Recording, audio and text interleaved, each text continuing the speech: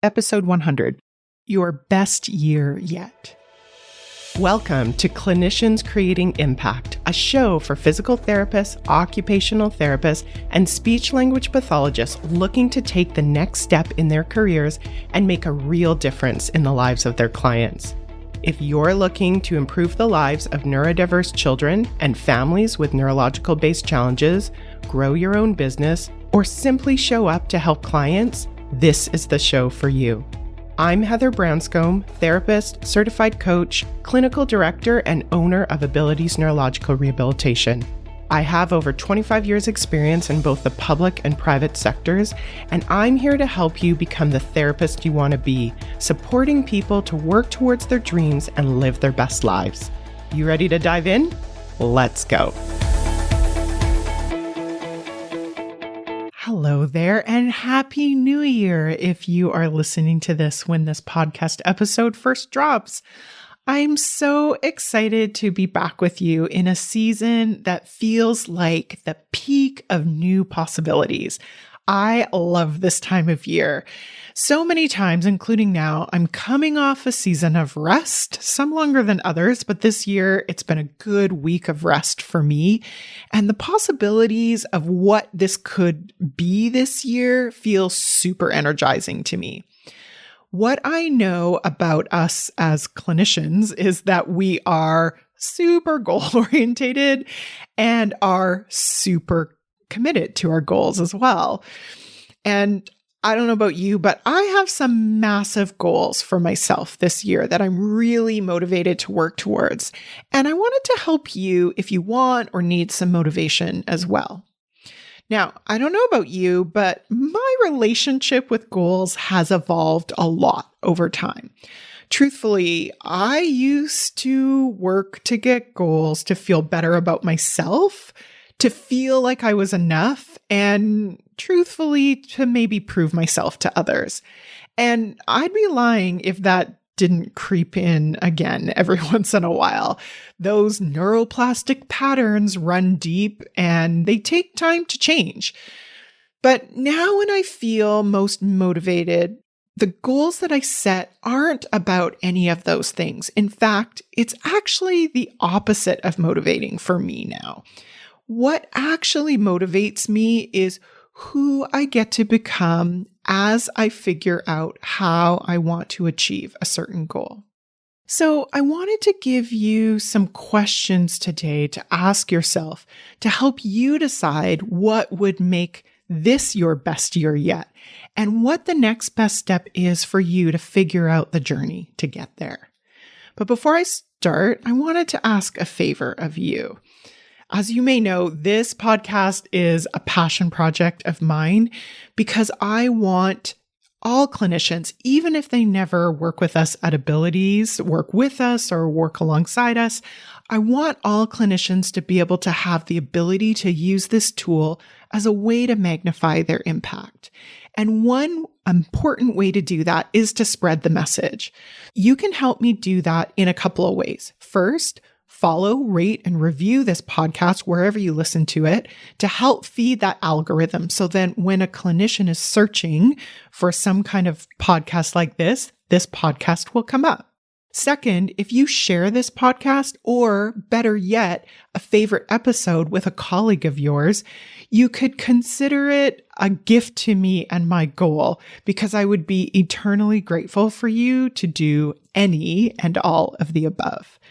Thank you so much in advance for your help. I really do appreciate it. And then with that, let's get back to your best year yet. So, as you consider what your best year yet may look like, you want to ask yourself something like this. Why do you want to get the goal that you're working towards?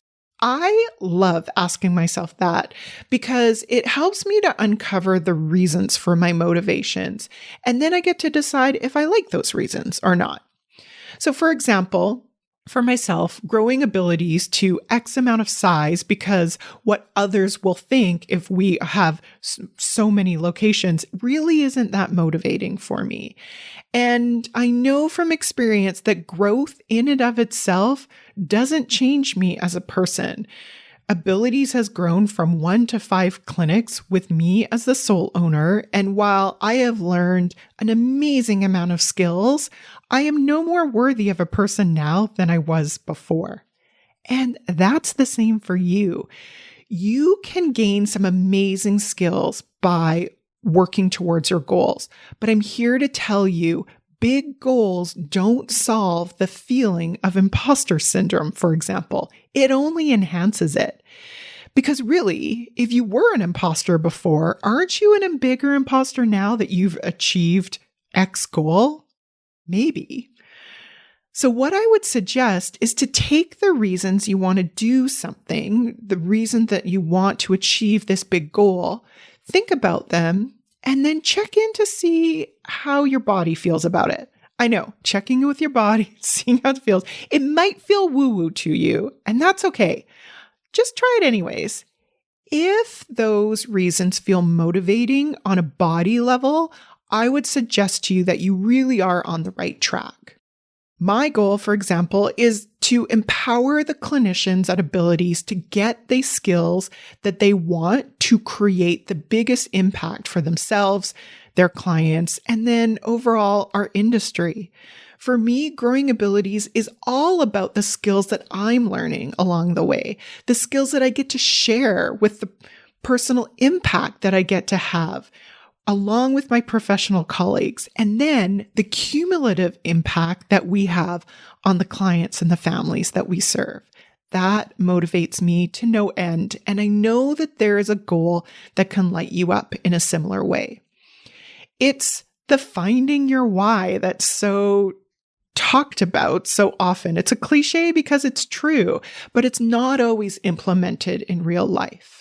Now, next, if your brain's like mine and so many other brains, it's going to come up with all the reasons why your big goal can't happen.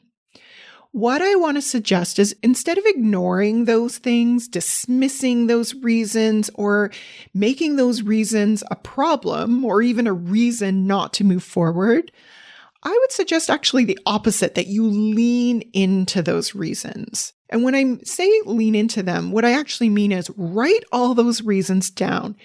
Really listen to that part of your brain that, all in all, really just wants to protect you.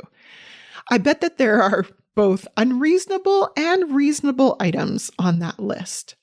I actually like to list them on my notes app as like an ongoing thing. And so if I'm somewhere, might not even be at work at night or doing something else, my brain pops up with a reason, I quickly jot it down like I would a grocery list. It shows my brain that I've taken that reason seriously and that I won't forget it. And then I have this list of reasons. Then, once I'm ready to look at each item, I look at those items with the eye of assessment. And when I say the eye of assessment, I'm giving each item time and space to be explored, just like an assessment. So just like we explore the barriers to a goal with our clients, this is my opportunity and your opportunity to explore all the barriers to our goal and with our own goal in mind. Finally, as part of this assessment, you're going to take that list and then you're going to also explore where you're going with that goal, but maybe not in the way that you might expect. I want you to think about someone who you think could reasonably accomplish the goal that you're looking to create. Think of someone who's already accomplished it, or maybe someone that you know if they stepped into your professional life right now could get it done. It could be a colleague that you know, or even someone fictional. It doesn't matter who that person is. I just want you to have someone in mind as you answer the following questions. What does that person have in terms of the qualities that you think they have, that you think you need to develop to achieve that goal? How do you think that they think differently than you do right now? What is it that that person does that is different than you? What do they not do that is different than you? And then based on those questions, what kind of person do you need to become to accomplish your goal? I don't know if you've noticed this already, but what those questions are doing are really kind of fleshing out what is the end part of that goal and who you will need to become as you achieve that goal. I love these questions because for me, the answers to those questions change all the time. And it switches the focus for me from the end result to actually the journey that I'm about to go on. And that's the same journey that you are going to undertake as you go and achieve those goals. It really does help you to see the future you who has already accomplished what you want to accomplish. And then now, as you connect with that future version of yourself, ask that person how they overcame the obstacles in that list that you created. That's like your treatment planning, isn't it? But what we're doing with this treatment planning is we're connecting with that future version of ourselves, with the qualities, with the way they think, with the way they act, and asking that version how they achieved the journey that you're about to undertake. Notice how it's really like understanding the skills to create any of the goals that your client has, and how to create, again, that plan where the client is, the obstacles that they have, and then a way to overcome them to reach their idealized end result. Cool, hey? I love seeing the parallels of the things we do as clinicians in our clinical life and then applying that to the broader scope of our professional life. So again, when you do this, just like with your clinical planning, I'd invite you to take time with this strategy for each obstacle in your professional planning. This is the kind of clinical assessment, and I would also offer our professional assessment that will really set you in the right direction. Then, all you have to do is to fail your way all along to your goal. Now, when I say fail away, I actually mean fail your way all the way to your goal. How does that sound to you? Are you maybe not ready to fail yet? That's totally okay if you're not. We're going to talk a little bit about that in the next episode, where I hope to show you how failing to your goal is the answer to actually achieving it. In the meantime, give this process a try and let me know how it goes. I'm happy to help you all along the way, and I know that you can create amazing things as you do it. Have an amazing week, and I will see you soon. If you enjoyed today's show and don't want to worry about missing an episode, you can follow the show wherever you listen to your podcasts. And if you haven't already, I would really appreciate it if you could leave a rating and review to let me know what you think and to help others find clinicians creating impact. It doesn't have to be a 5-star rating, although I sure hope you love the show. I'd really want your honest feedback so I can create an awesome podcast that provides tons of value.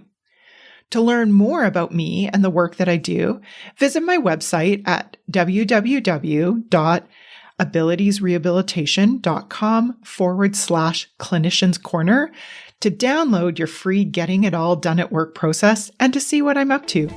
Thanks so much. Thanks for joining me this week on the Clinicians Creating Impact podcast. Want to learn more about the work I'm doing with Abilities Rehabilitation? Head on over to abilitiesrehabilitation.com. See you next week.